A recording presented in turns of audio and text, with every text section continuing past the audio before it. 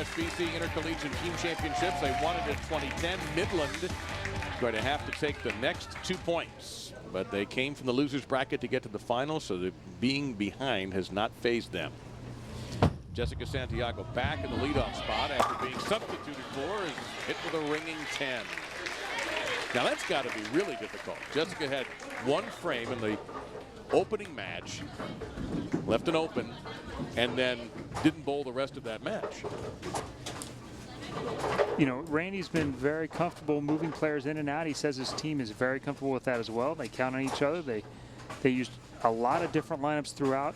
Most of this lineup actually was quite a bit different as they played further in and waited for the lanes to develop for them in the match play.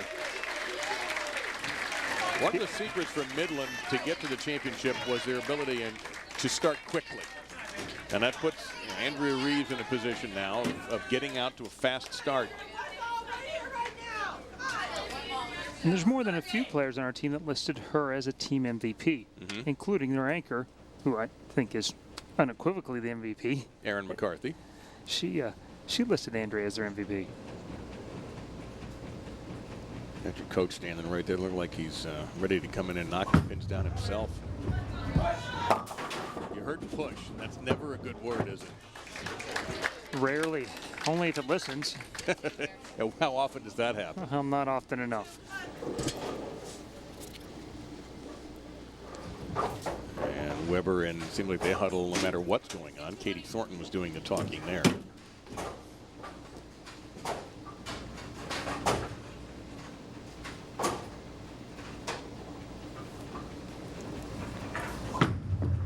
Trying to get count. Shot was a couple of boards inside after the break between games, and Weber started off with 2 opens the first game and survived that relatively unscathed. We'll see if Weber gives them a chance to get through or whether they keep the pressure on. Caitlin Mayall, sophomore, wants to concentrate on women's majors in her post-college plan.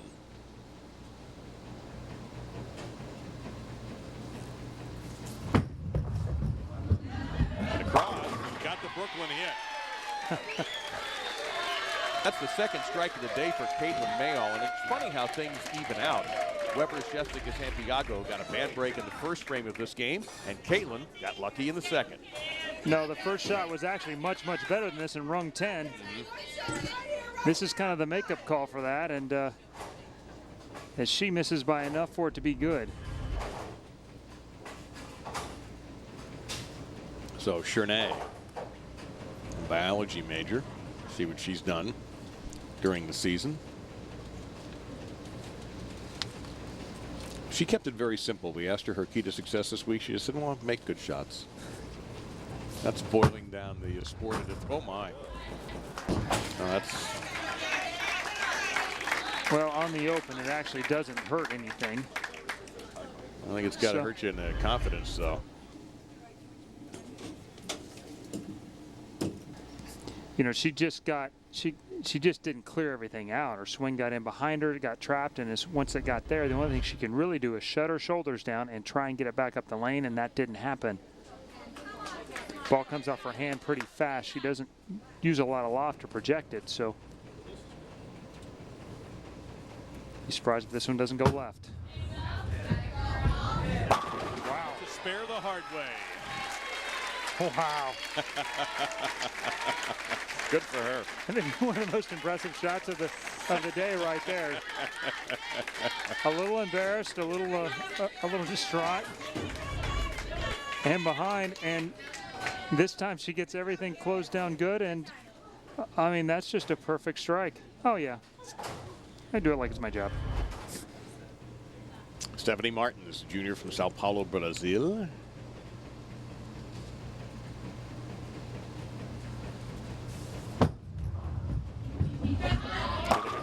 Oh, 10 did not go.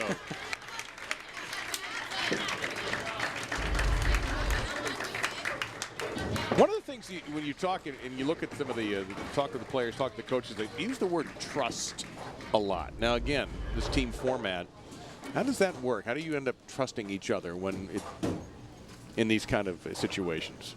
There's just a lot of competition, and these are very highly competitive women to begin with, and so you have lots of drama throughout a year.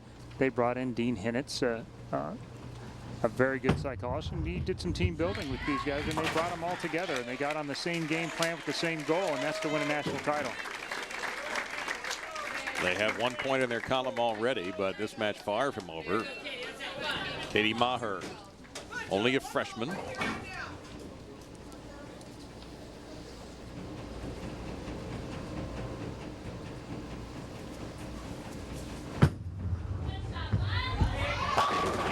a 10-pin, stubborn. It seems as if Midland is a little bit more comfortable. But then I look up at the scores and I see an open, a channel ball with a spare. Yeah, and this is her best shot so far. This is the ball change too. She went from a ball that had much more surface. This one's cleaner, got through the lane easier, and let her hit the pocket. So now she's a little better lined up, but they're quickly running out of opportunities. And Weber's a team capable of stringing together strikes as well as any in this tournament.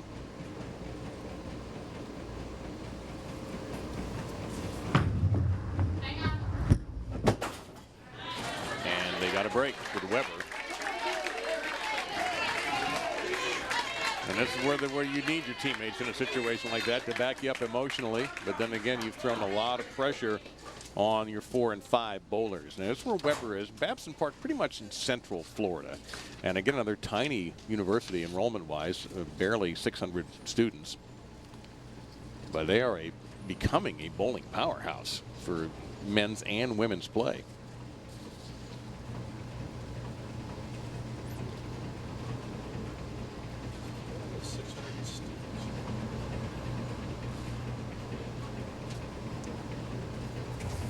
So Diablo. Beautifully done. Coach Stoughton told us yesterday that once Diana's comfortable, the team is comfortable. And now in 3 successive shots, she's went high flush, stone 8, and now this shot right here. Watch that follow through, kind of reminiscent of a Michael Fagan, left of his head.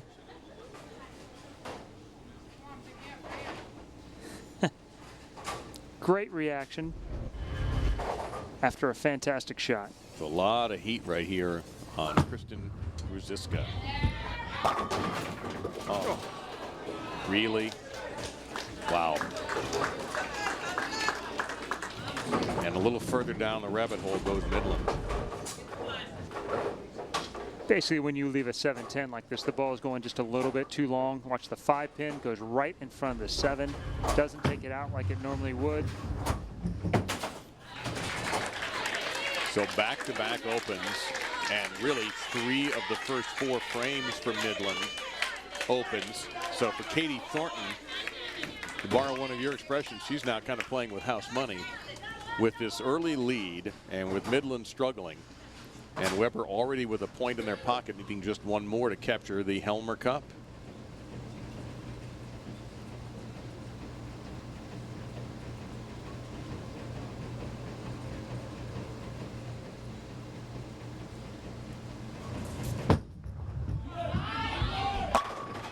Wow. Yeah, that's the Katie Thornton dance from a couple of years ago, too.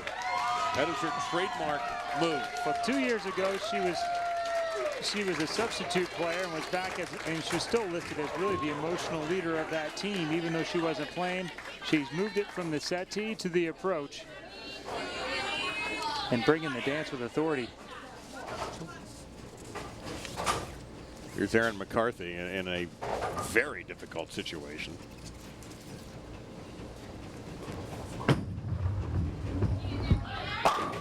Beautiful. That's the Erin McCarthy that led this Midland team. Supremely talented bowler with a very bright future, but right now the future's even brighter for the Weber Lady Warriors. Just 1 more point, 1 good finish, and they're champions again. For the 2nd time in 3 years, along with those medals. I imagine that one gets hand check onto the airplane. Hopefully the TFA folks won't be too rough with the Helmer Cup. Weber with a 46-pin lead and off to just a clean start in the first 5, where you can see that Midland has been anything but that. And you can just look behind the bowler for Weber and the looks on the faces of the teammates. There's a lot of anticipation right now on those faces. And why not? And Jessica Santiago buries 10. It's amazing the difference between the look of expectancy versus anxiety. And after that initial shot by Jessica, which went way wide and it led to a washout and open, and these next 2 are just absolutely perfect. One was a ringing 10, so I guess it wasn't quite as good, but this one for a double puts them up by 56, 4 frames away. And that's going to slide away and leave a 1-2-4-8. Well, we've talked quite a bit about past championships that Weber won in 2010. And we take a look. Maryland Eastern Shore pulled a double in 2011.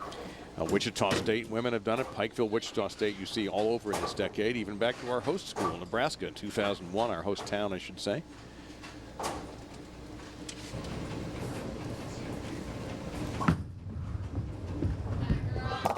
Solid pickup that time for Reeves.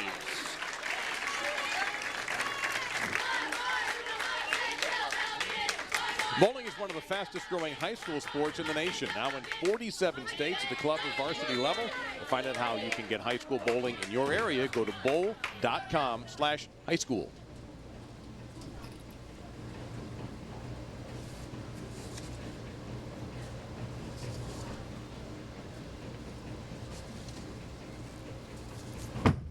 Caitlin Mayall. And they're getting every break now. And of course you make your own breaks. And Mayall, the sophomore, mixes them up. That's 3 in a row, 4 strikes. Make that 4 straight now for Weber. That was just a product of great leverage she got there. She was able to post up the shot and got it a little bit further right than you would have thought she could have. But by virtue of being in balance, a strong release, it got back enough to tickle him down. Now Mackenzie Chernay, who had an adventurous trip the first time up in this game. She'll get out of there with 8.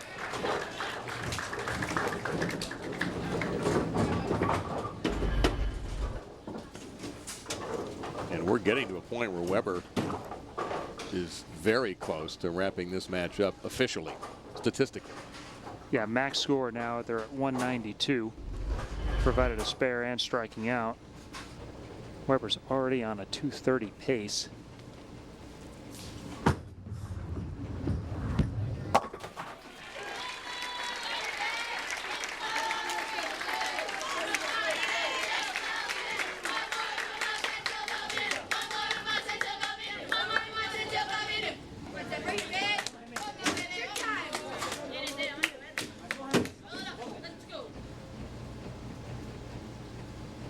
Very well on the season of that 202 plus average.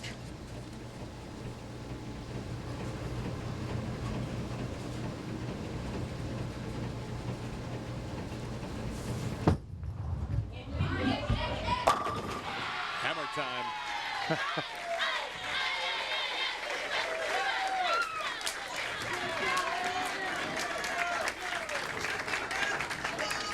An excellent shot there.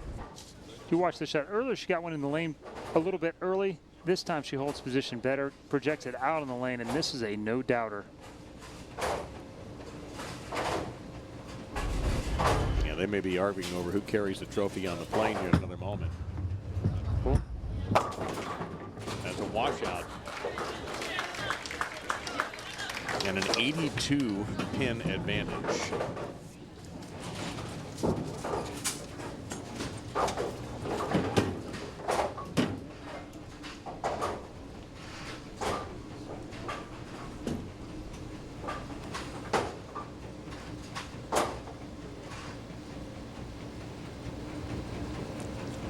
So Katie Maher must convert here for Midland, or this match is mathematically over.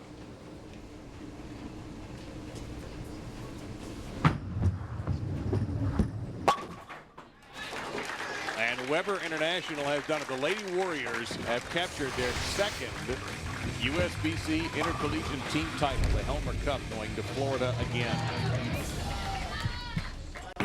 This is brought to you by Cubica AMF, the power of partnership.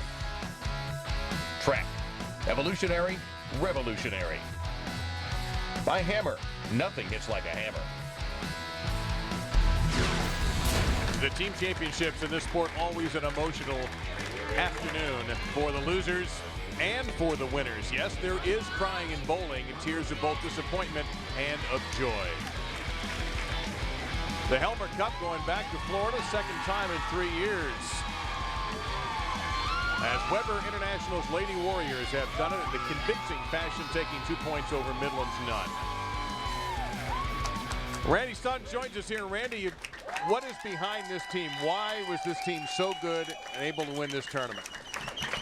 Mostly through dedication, hard work, total commitment to team, and I gotta say it, one of the best training facilities on the planet, Kegel Training Center.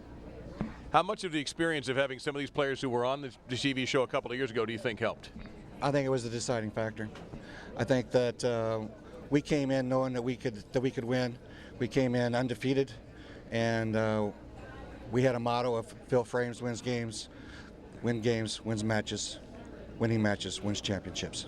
Taking a look at the championship team for the second time in 3 years, the Lady Warriors of Weber International, and the Helmer Cup is all theirs. For Chris Barnes and our entire CBS Sports Network crew, I'm Dave Lamont.